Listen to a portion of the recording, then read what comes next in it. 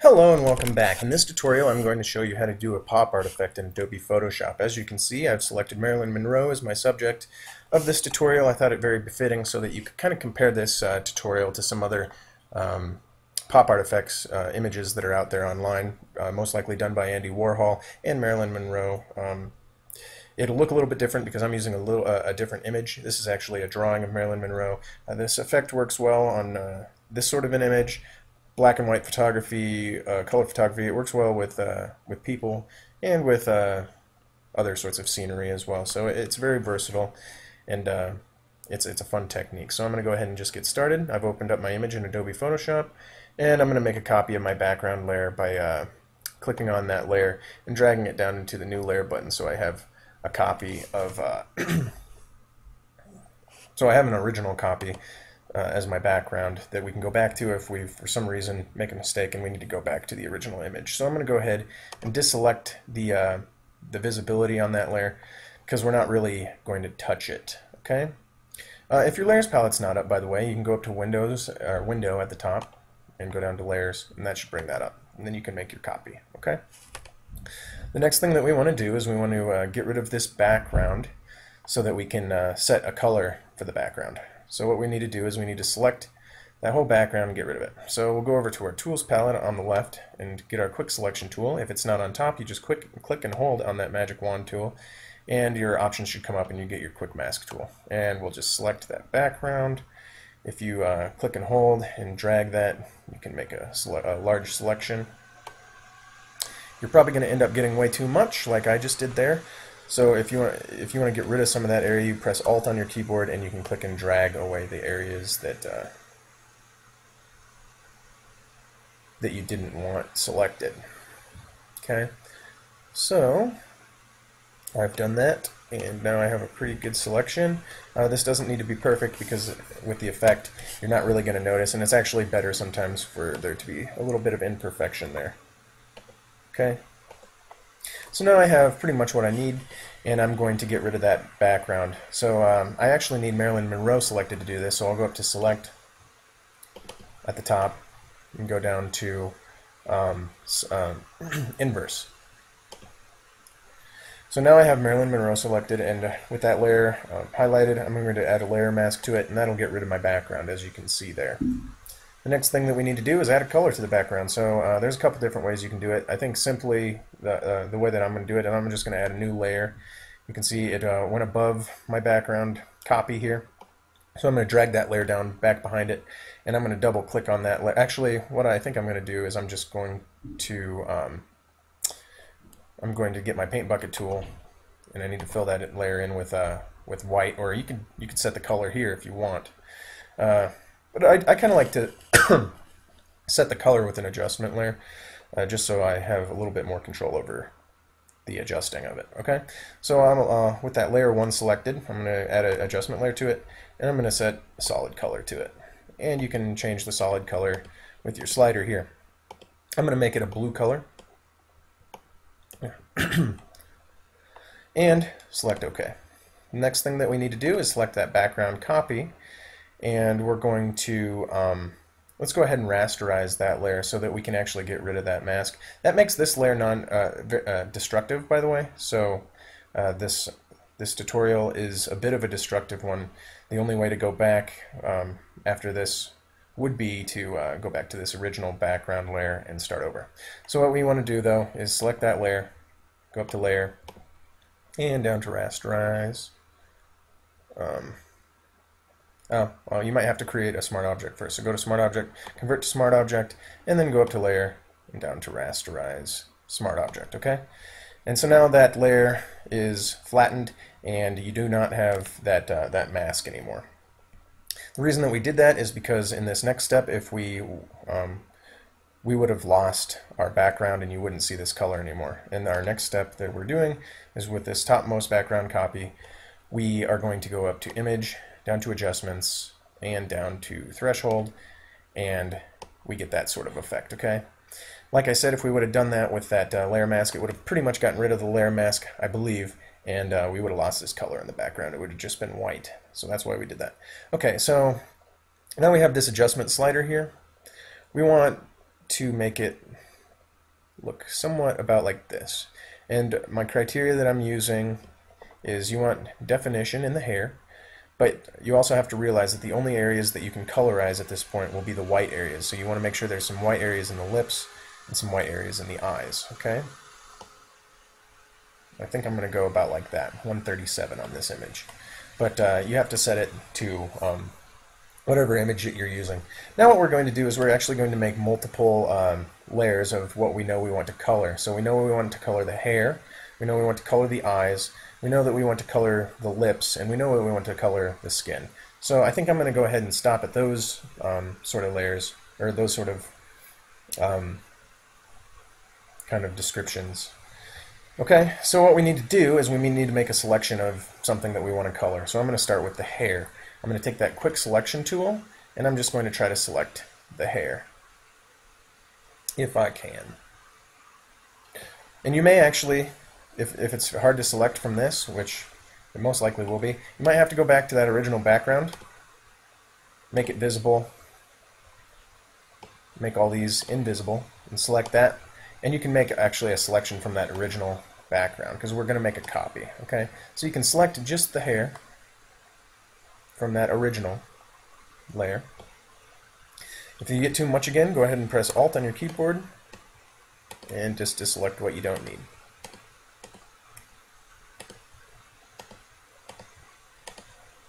Okay, so now I pretty much have just the hair selected. I'm going to try to get a little bit more. Looks like I got a little greedy there and it didn't let me do it. So now I have to press Alt and get rid of this area again. Okay, so let's add these little spots. There's one other way that I can get this area without using the quick selection tool, and what I'm going to go ahead and do is I'm going to press Q on my keyboard to go into quick mask mode, and I'm just going to take an eraser. I'm going to make the brush size up at the top, I'm going to make it kind of smaller, about like that. I'm going to make the hardness about 85 or 90%, and I'm just going to kind of round out this area so it just kind of looks like what you can imagine her hair is supposed to look like down there. Okay, and that's not extremely important because that's going to be a darker area, but if you just want to get a little bit more of that area, that's how you can do it. Okay, so then once you have what you want selected, go ahead and press Q on your keyboard to exit out of quick mask mode, and then you have this hair selected. That's how you can do that. Okay, so excuse me, we want to make a copy of this selection, so you can press Control C on your keyboard with that original background selected, and you can press Control V, and that will have just the hair. We want to take that and drag it all the way up to the top and label it hair. And like I said, we're going to do this process a couple more times. I'm going to go ahead and get the lips now. So we'll take our quick selection tool and try to just get the lips. Okay, so we have just the lips here. Let's try to get rid of the teeth out of that selection, so we can press Alt and try to select some of these teeth. Get that part of the lip back. Okay, and that'll be probably pretty good. So we'll press Control C on our keyboard and Control V, and we'll name that layer lips. And we'll drag that all the way up to the top as well.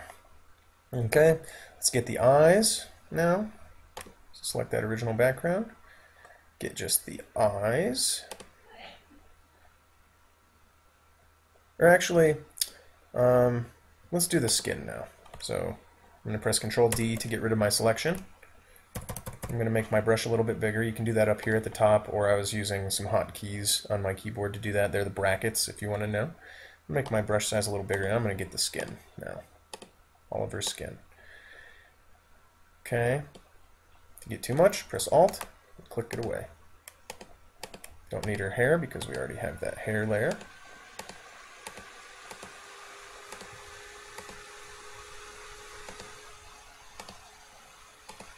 But we do need all of her skin.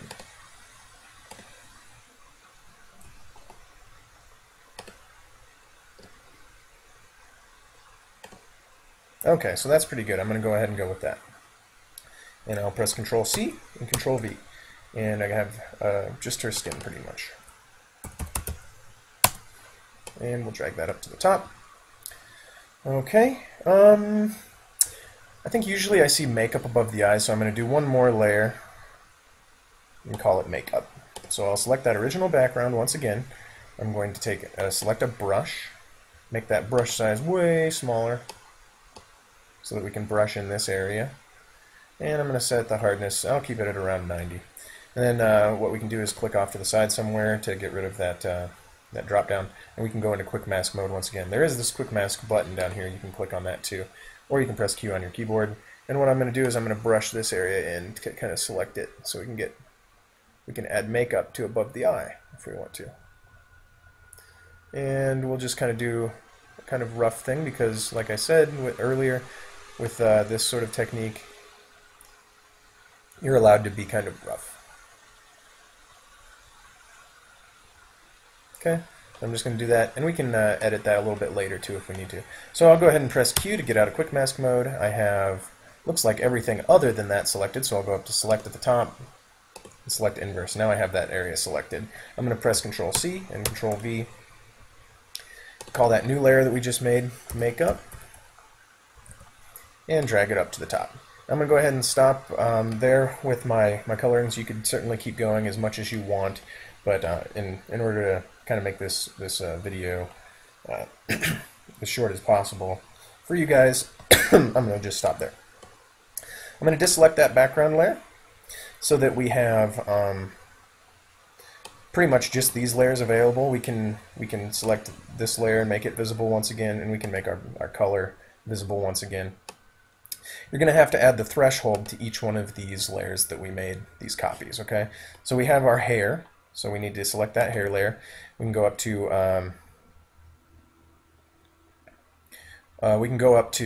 image, down to adjustments, and down to threshold, and we can add a threshold to that, and that'll add a threshold to our hair layer. We'll press OK, and we'll do the same for each one of these layers. So we'll go to lips, up to image, adjustments,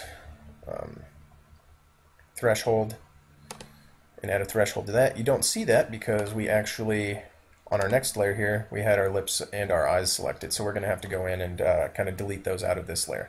So with our skin layer though, we're going to select that, we'll go up to image, adjustments, threshold, and add the threshold to that layer. And like I said, we might need to adjust the slider on each one of these individually. And we can make this one less if we want, or more. Depends on how much skin color you want to go through. So actually, why don't we go ahead and make it a little bit less than that original copy that we made. So we'll do like 109 on this one and press OK. Then we'll go to our makeup at the top, and that'll be our last one. We'll go up to image, down to adjustments, and threshold. And we'll do a little bit less on that too. And we'll press OK. Okay, so now, like I said, you couldn't see the lips or the eyes, the eye area, or, well, pretty much, like I said, we selected too much with the skin. So what we need to do is create a layer mask on that layer. So select the skin layer, and go down to the layer mask button and make a layer mask. And we can just take an eraser and a soft brush. We go up to the top, make the hardness down to 0. The size just big enough to kind of erase away the areas that we want to get, that we want to be able to see in a little bit. And it looks like we're only going to need to pretty much see the lips because everything else is above that. Okay, so we can just kind of erase away the lips area, and that will allow you to see the lip layer that's below it. Okay, and we can kind of do that on the hairline too if we want, because we have a hair layer back below there too. Okay, the next thing that we need to do is start colorizing, so we can colorize the hair. We can select the hair layer, go up to image, down to adjustments, and hue and saturation. And we select colorize, and you can select any color that you want. I'm going to select blonde or yellow, and take the lightness down and the saturation way up. Okay, taking the lightness down just makes it a lot brighter. That's what we do. Okay, and you have blonde hair now. And we'll click OK, and you have that. Next thing that we're going to do is the lips. And you can see those now because we deleted them here in this area. So what we'll do, or out of the skin area, so you can see through the skin to the lips. I hope that makes sense to you. Okay, so we click on the lips layer, we go up to Image, down to Adjustments, and to Hue and Saturation. We're going to take the slider to probably a reddish pink. Select Colorize once again. You have to do that first because it will change your slider settings.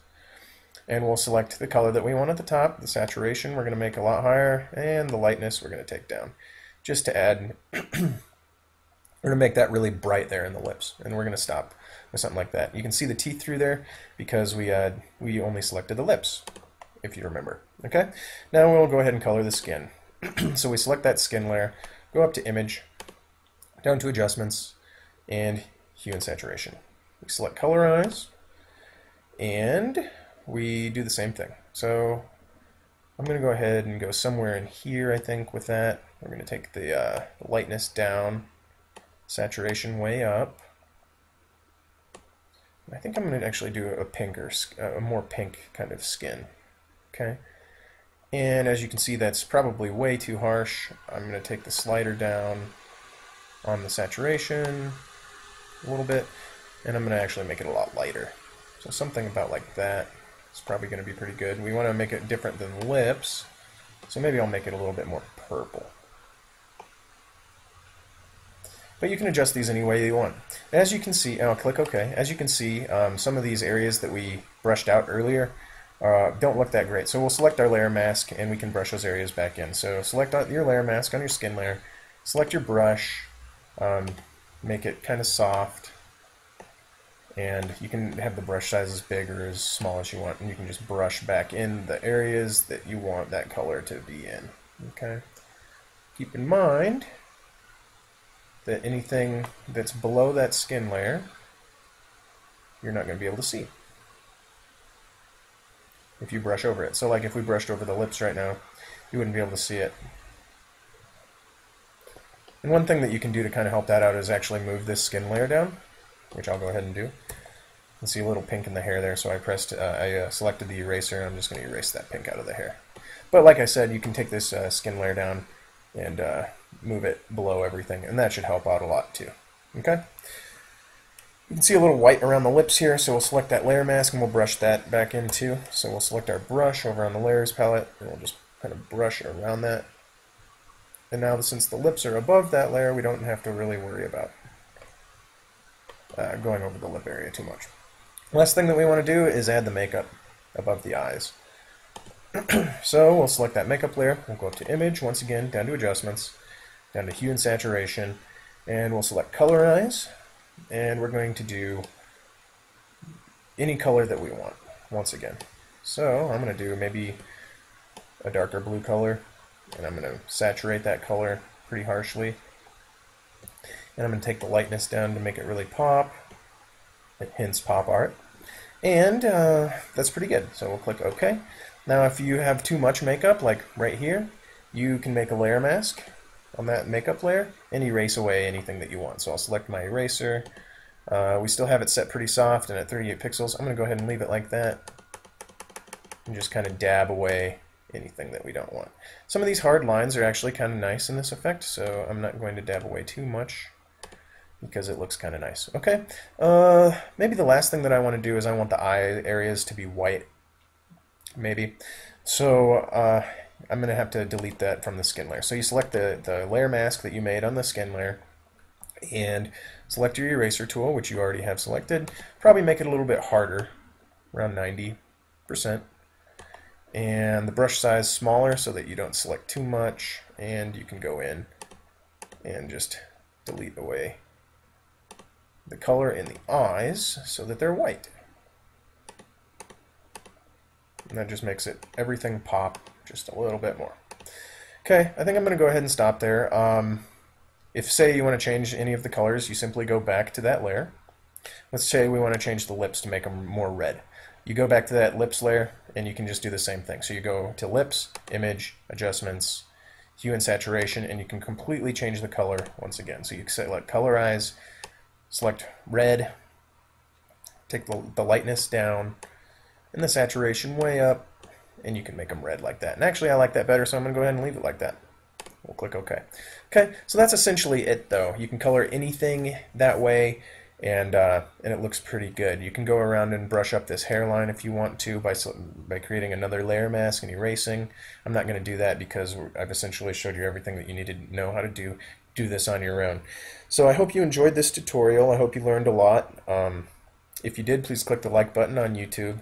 Please like me on Facebook and follow me on Twitter. And thanks for watching.